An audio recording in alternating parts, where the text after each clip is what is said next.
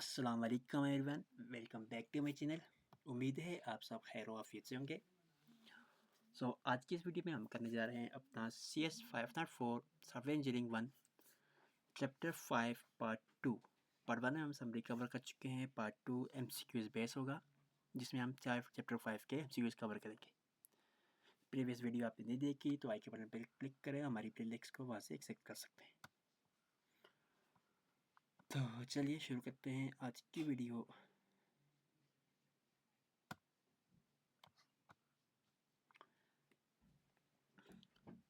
Chapter 5 MCQs है जी। Business requirement describe the dash of an organisation. क्या कह रहा है कि बिजनेस रिक्वायरमेंट क्या किसी डिस्क्राइब करती है किस चीज़ को, ऑर्गेनाइजेशन के हाई लेवल ऑब्जेक्टिव एंड गोल को। तो ये हमारे पास एक और क्वेश्चन भी बन सकता है कि बिजनेस रिक्वायरमेंट किस चीज़ को डिस्क्राइब करती है, तो हमारे पास इसका आंसर है कि हाई लेवल ऑब्जेक्टिव एंड गोल को किसी भी ऑर्गेनाइजेशन के। नेक्स्ट है जी, बिजनेस रिक्वायरमेंट में कम फ्रॉम। बिजनेस रिक्वायरमेंट किस चीज़ से आती है? मल्टीपल स्टॉक होल्डर से।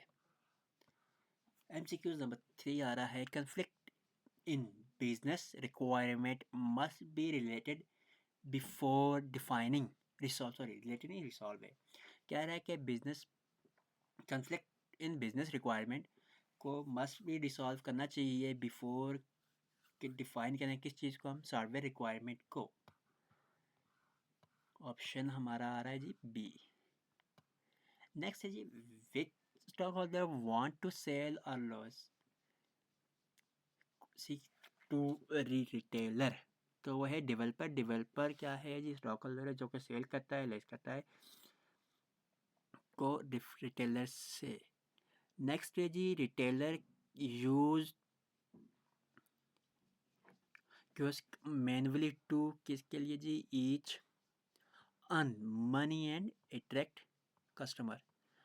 पैसे को अर्न करने के लिए और कस्टमर को अट्रैक्ट करने के लिए। नेक्स्ट हमारे पास है जी, customer main and want. Customer जो है वांट क्या चीज़ करता है जी? Convention and useful future from the convent system कोएस सिस्टम। नेक्स्ट हमारे पास है जी, business requirement help determine. Business requirement किस चीज़ को डिटरमाइन करने में मदद करती है? तो वो है हमारा प्रोजेक्ट प्रॉपर्टी को डिटरमाइन करने के लिए। नंबर 8 पे, the dash describe the overall purpose and direction of the system. क्या चीज़ है जी? वो हमारे विजन स्टेटमेंट। विजन स्टेटमेंट क्या करती है? डिस्क्राइब करती है ओवरऑल पर्पस और डायरेक्शन को किस चीज़ के? सिस्टम के। नंबर 9 पे, a vision statement reflect a dash vision of stock holder need. तो बैलेंस। विजन स्टेटमेंट रिफ्लेक्ट करती है किस चीज़ का? बैलेंस को of the vision, balance view of stock holder need. Number 10 पे हमारे पास आ रहा है जी, a vision statement may be somewhat. क्या है जी? आइडेंटिलिस्ट। नेक्स्ट है जी, which of the following must be considered when defining the vision. किस चीज़ को हम मस्ट बी कंफ्लिक्ट करते हैं, कंसिडर करते हैं जब हम क्या कहते हैं, डिफाइन कर रहे हो किस चीज़ को? विजन को। तो वो है ऑल ऑफ द अबव, यानी कि market relative available resources technology, ये सब चीज़ें। नंबर 12 पे है जी, the chemical tracking system help scientists. Chemical tracking system scientists को किस चीज़ में मदद करती है? तो वो है मैनेज केमिकल कंटेनर। नेक्स्ट है जी हमारे पास, chemical tracking system allow scientists to require request chemical tracking system scientists को किस चीज़ में अलाउ करता है कि रिक्वेस्ट करें केमिकल को। नंबर 14 पे है हमारे पास, the chemical tracking system track dash of the chemical container. तो वो है लोकेशन। नेक्स्ट है जी हमारे पास, the system record the dash remaining in container. System record करता है क्या चीज़ को? Quality remaining in container. Next हमारे पास आ रहा है जी, the chemical tracking system can save company about dash chemical cost 25%, about 25% chemical cost को, यानी कि 25% से ऊपर केमिकल कॉस्ट को केमिकल ट्रैकिंग सिस्टम क्या करता है, सेव करता है। नेक्स्ट 17 पे the system will also generate report required by the government regulation. Number 18, assumption made during project planning must be documented. Assumption made कहते हैं during project planning के दौरान must be क्या होना चाहिए, documented होनी चाहिए. If the assumption turn out to be incorrect, अगर assumption क्या हो कि हमारे पास incorrect हो जाए, the project में भी project क्या होता है, fail हो जाता है. Next है the project scope. Define what the system will do and will not do, क्या सिस्टम को क्या करना चाहिए और क्या नहीं. Next is the purpose of defining scope is to set, क्या चीज़ सेट करनी है, system boundaries.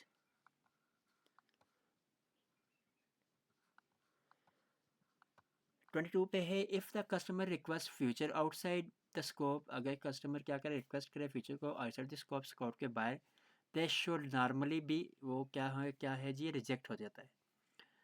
Even rejected requirement should be, rejected requirement क्या होनी चाहिए, रिकॉर्डेड होती है.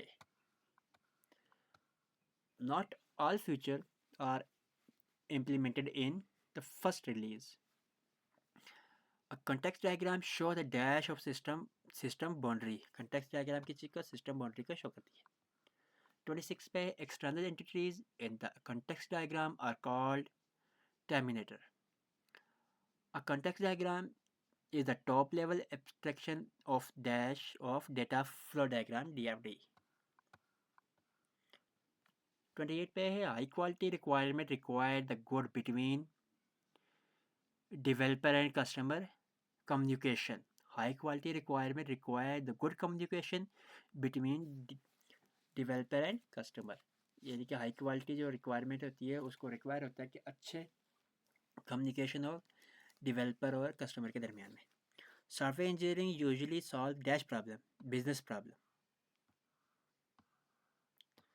नेक्स्ट हमारे पास है जी 30 पे use case modify modelling was develop by, तो किसने डेवलप किया था, LVR जैकोसन. नेक्स्ट है जी use case modelling is a part of, किस चीज़ का पार्ट है, UML uniform modelling language. Use case modelling describe, क्या चीज़ डिस्क्राइब करता है, how user interact with system, user किस तरह सिस्टम के साथ इंटरेक्ट होता है. 33 use case modelling help communication between, किस चीज़ के दरमियान, वो है डेवलपर और कस्टमर के दरमियान. A use case model has dash main component, two main component. इसके कितने हैं, दो main component है, एक use case और दूसरा actor. The two main component of use case modeling are use case and actor. ये आ गया हमारे पास. Next 36 a use case represent करता है complete system functionality को. An actor represent dash interaction with the system, external entity interacting with the system. Actor can be, या actor क्या चीज़ हो सकती है, एक ह्यूमन हो सकती है, डिवाइस हो सकती है और एक्सटर्नल सिस्टम हो सकता है, या all of the given option है. Use case treat the system as dash black box. Use case एक सिस्टम ट्रीट कैसे करता है कि वो एक ब्लैक बॉक्स है. 40 पे हमारा use case mainly describe dash requirement और फंक्शनल रिक्वायरमेंट. 41 पे है जी use case help tester create system test case.